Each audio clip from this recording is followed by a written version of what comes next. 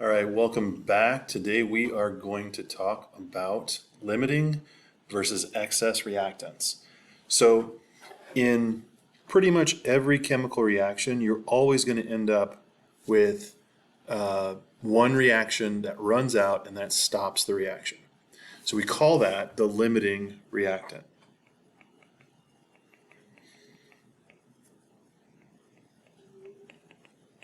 Or LR. And it always determines the amount of product that we can make.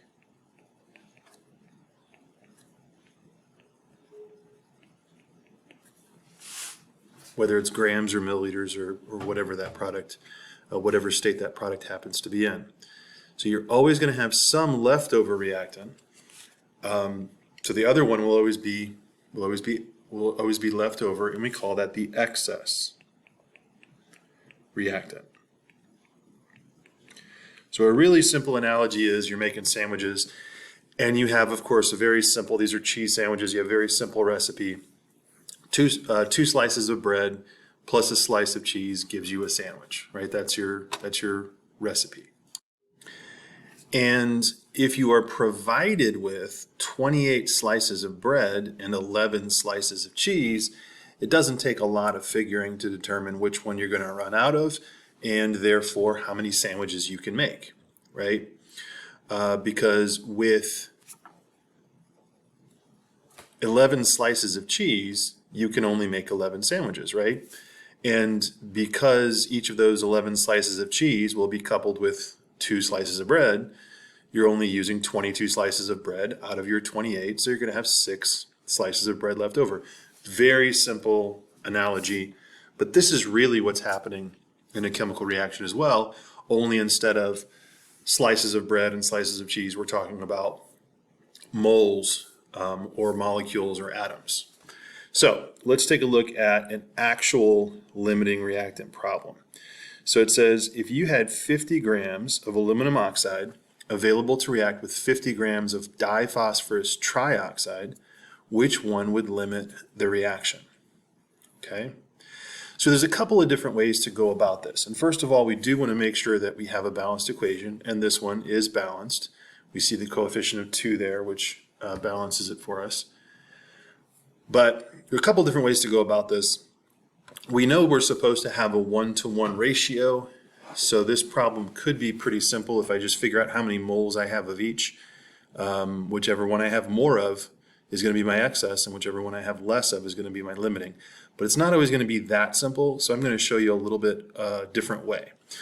What I'm going to do is pick one of my 2 amounts of reactants, so 50 grams of aluminum oxide or 50 grams of diphosphorus trioxide, and it doesn't matter which one I pick, doesn't matter at all. Okay, I'm just going to randomly pick one of them, and I'm going to convert it to grams of the other one, because these are both the amounts that I have.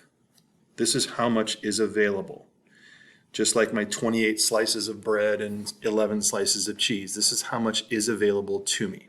Okay? But it doesn't mean that we're going to use up all 50 grams of both. Right?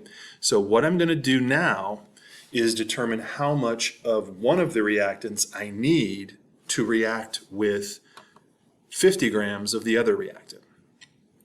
Okay, so I'm going to just randomly pick the first one, 50 grams of aluminum oxide, Al2O3, and I'm going to convert that all the way to grams of diphosphorus trioxide.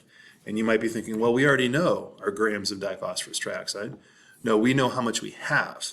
What I'm trying to determine is how much I need to use up this 50 grams of aluminum oxide.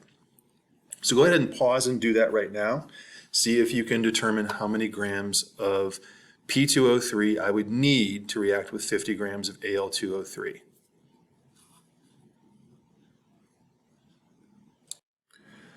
Okay, so there you can see my setup. I'm going from grams of aluminum oxide that I have to grams of P2O3 that I need.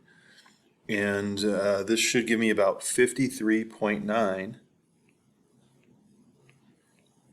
grams P2O3, And I'm going to label that needed. So if I wanted to fully consume 50 grams of aluminum oxide through this reaction, I would need a little bit more, 53.9 grams of P2O3. So the question is, do I have that much? And the answer is no, I've got less than that. And so the fact that I have less, 50 grams, right, than I need, 54 grams, means that I'm going to run out of the P2O3. So P2O3 would be considered my limiting reactant. So I'm going to go ahead and label that nice and big there. This is my LR because I have less than I need. All right. And then of course that means that my other guy here is my ER, excess reactant. All right.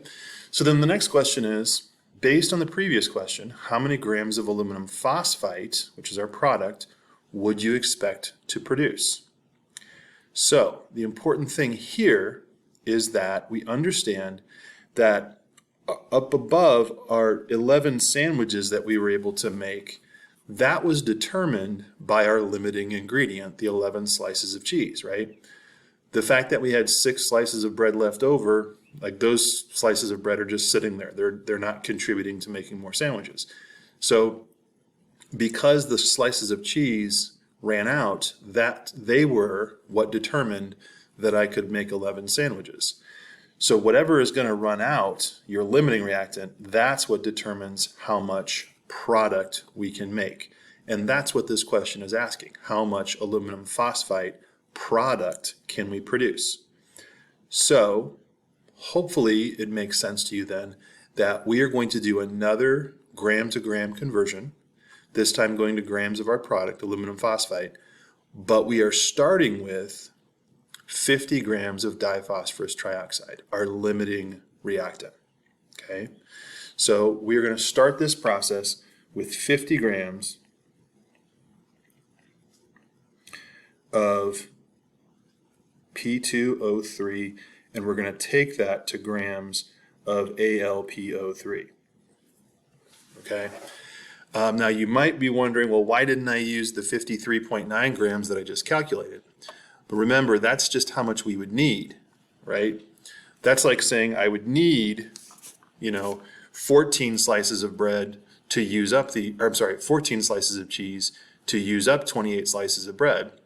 And that's true, but it still doesn't mean that I'm making 14 sandwiches. I'm still limited by the one that I decided was going to run out, right? So I always start with the amount of limiting reactant that I actually have, in this case 50.0 grams of P2O3.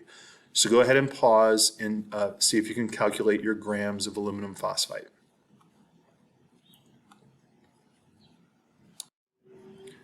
All right, so there you see it, starting with 50 grams of my P2O3, my limiting reactant.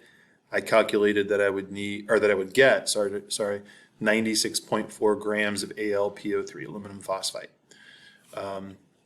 So again, the important thing here is not just that we can do a gram to gram conversion, because we already kind of knew we could do that, but that we always remember to base our product or amount of product predicted or expected on our limiting reactant, not our excess reactant. So the first step up here was to figure out which one was limiting.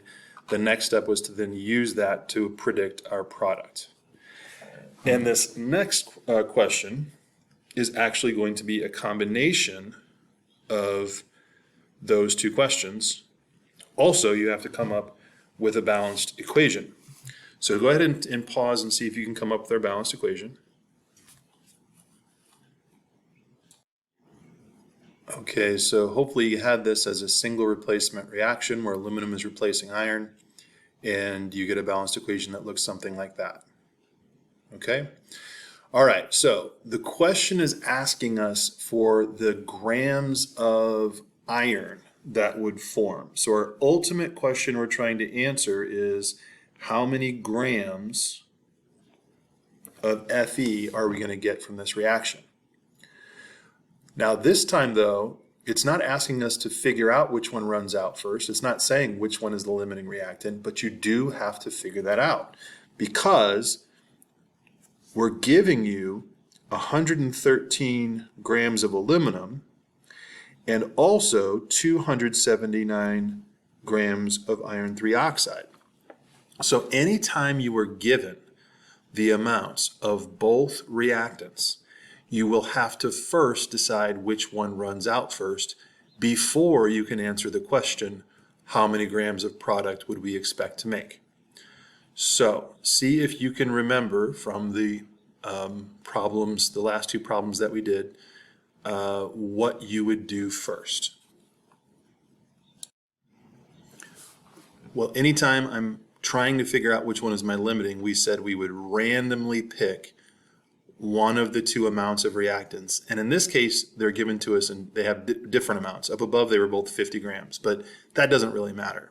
All that matters is we are going to pick one of these two numbers. I usually just pick the first one, but it doesn't matter. I could pick the second one this time just to show you that it doesn't matter. I'll pick the second number, 279 grams of iron 3 oxide, and I'm going to convert that to grams of aluminum to see if this amount, this 113, that I have, and I probably should label this, have, I want to see if that 113 is too much or not enough. So go ahead and do that conversion from grams of iron 3 oxide to grams of aluminum needed. Okay, so there you can see my work and my answer. Starting with 279 grams of Fe2O3, I determined that I would need 94.3 grams of Al. So what I need to do now is compare the 94.3 grams of aluminum needed with the amount that I have. So you would say I need less than I have of aluminum. And so I have excess aluminum. Okay, I have more than I need less than I have. However you want to look at it, my aluminum is going to be my Er, which means my iron is going to be my Lr. Okay, and by the way, it doesn't matter if I had started with 113 grams of aluminum and converted that to grams of Fe2O3, right? Either way, I would conclude the same thing, that my aluminum was my excess and my iron 3 oxide was my limiting. All right, and so then the last step here is to actually predict the mass of iron in grams.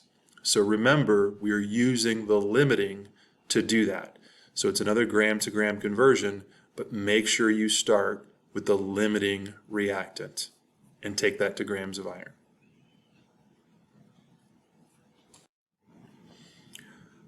All right, and there you have it. So I am predicting 195 grams of iron. Whether I get that or not, we'll see. We'll talk about how to work with that later on. But that is my prediction. That's my expectation. And again, the first step is always going to be, if you're given the amounts of both reactants, which one limits the reaction, and then use that to determine your amount of product.